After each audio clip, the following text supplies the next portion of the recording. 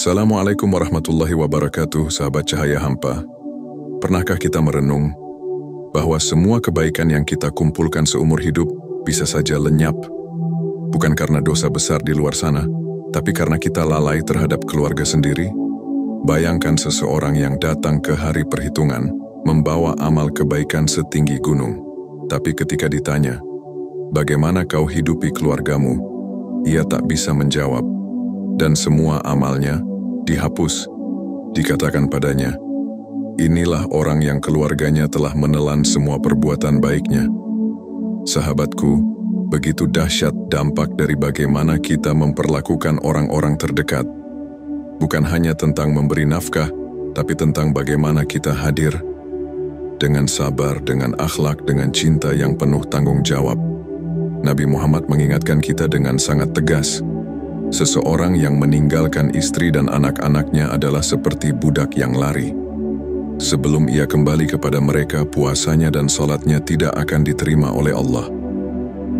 Lihatlah betapa besar amanah itu. Keluarga bukan sekadar ladang pahala, tapi bisa menjadi sumber petaka jika diabaikan. Imam Al-Ghazali menulis dengan jujur bahwa hanya orang yang mampu mengendalikan dirinya yang layak mengendalikan tanggung jawab terhadap orang lain. Seseorang yang belum mampu mengendalikan amarahnya, syahwatnya, dan kelemahan dirinya belum pantas untuk menikah. Karena pernikahan bukan tempat pelarian tapi ladang ujian dan penyucian jiwa. Bahkan seorang alim seperti Bishr Al-Hafi, ketika ditanya mengapa tidak menikah, ia menjawab, "Aku takut akan ayat Al-Quran. Hak-hak wanita atas laki-laki persis sama dengan hak-hak laki-laki atas wanita." Subhanallah, betapa banyak dari kita yang masuk ke pernikahan hanya karena dorongan nafsu, bukan karena kesiapan rohani. Dan ada pula dampak yang lebih halus namun mematikan.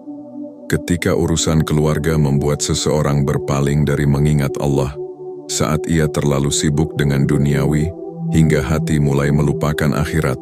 Padahal Allah telah berfirman, jangan sampai istri dan anak-anakmu memalingkan kamu dari mengingat Allah. Sungguh, ada orang-orang yang seharusnya membujang, karena dengan itu, ibadahnya lebih terjaga. Tapi ada pula yang justru jatuh dalam dosa, karena menunda pernikahan tanpa alasan yang benar. Maka, menikah atau tidak, semua kembali pada niat dan kesiapan jiwa. Pernikahan, bila dijalani dengan ilmu dan kesadaran, adalah jalan menuju puncak ketakwaan. Tapi jika dijalani dengan lalai, bisa jadi ia adalah jurang paling dalam yang membawa pada kehancuran. Karena itu, jika engkau berniat menikah, jangan hanya melihat paras atau hartanya, lihatlah akhlaknya. Imam Al-Ghazali menegaskan, yang paling penting adalah kesucian akhlak. Wahai sahabat cahaya hampa, mari kita luruskan kembali niat kita dalam berumah tangga, bukan untuk memuaskan hawa nafsu, bukan demi status sosial, tapi demi mencari ridha Allah, dengan menjadi pemimpin yang adil, pasangan yang lembut, dan hamba yang tetap khusyuk dalam ibadah meski disibukkan oleh dunia. Jika hari ini kau sudah menjadi suami atau istri, ingatlah, keluargamu adalah ujian, sekaligus ladang pahala, dan jangan sampai kelalaian kita terhadap mereka menjadi sebab gugurnya seluruh amal baik yang telah kita bangun bertahun-tahun. Semoga Allah senantiasa menuntun kita agar mampu menyeimbangkan cinta dunia dengan cinta akhirat, menjadi pribadi yang bertanggung jawab, sabar, dan tetap tunduk dalam ibadah, meski hidup menuntut banyak hal dari kita. Lalu, bagaimana jika kita merasa telah gagal, telah menyakiti keluarga, lalai memenuhi tanggung jawab, atau bahkan pernah meninggalkan mereka dalam gelap? Jangan putus asa. Rahmat Allah itu luas, tapi tobat itu bukan sekadar penyesalan dalam hati. Ia harus disertai kesungguhan untuk memperbaiki, untuk kembali hadir, untuk mulai dari awal, meski tak mudah.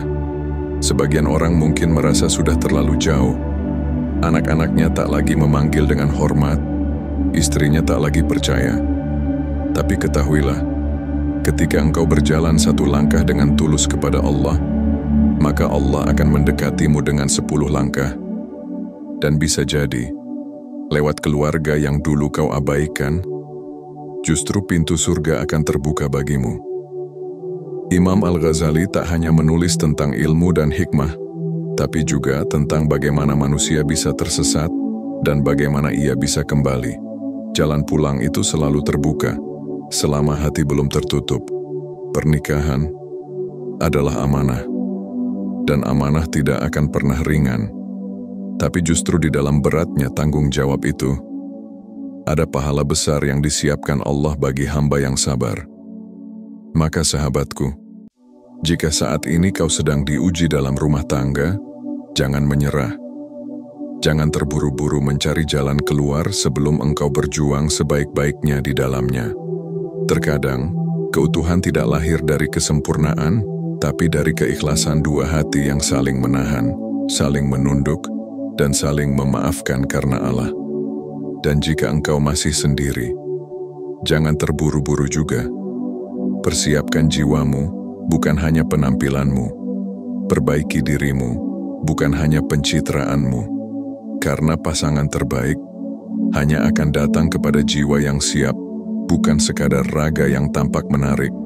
Pernikahan bukanlah akhir dari pencarian, tapi justru awal dari perjalanan baru.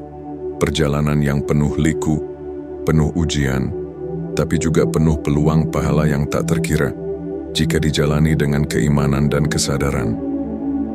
Sahabat cahaya hampa, saat dunia terus menawarkan cinta semu dan kehangatan palsu, Islam mengajarkan kita sebuah ikatan suci. Pernikahan yang dijaga oleh tanggung jawab, dihiasi akhlak mulia, dan dipandu oleh ketakwaan. Jangan sampai keluarga menjadi hijab antara kita dan Allah, tapi jadikanlah keluarga sebagai wasilah untuk semakin dekat kepadanya. Jadikan rumahmu tempat berkumpulnya hati-hati yang saling mengingatkan kepada akhirat, bukan sekadar tempat bernaung dari hujan dunia. Karena pada akhirnya, bukan seberapa banyak hartamu, bukan seberapa romantis kisahmu, tapi seberapa besar keberkahan yang tumbuh dari hubungan itu. Berkah yang menenangkan jiwa, menguatkan langkah, dan menyinari jalan menuju surga. Jika narasi ini menyentuh ruang terdalam di hatimu, bantu sebarkan cahaya ini kepada lebih banyak jiwa dengan menekan tombol like, share, dan subscribe. Jadilah bagian dari perjalanan ruhani ini. Cahaya hampa menyapa hati yang kosong, menghidupkan jiwa yang redup. Wassalamualaikum warahmatullahi wabarakatuh.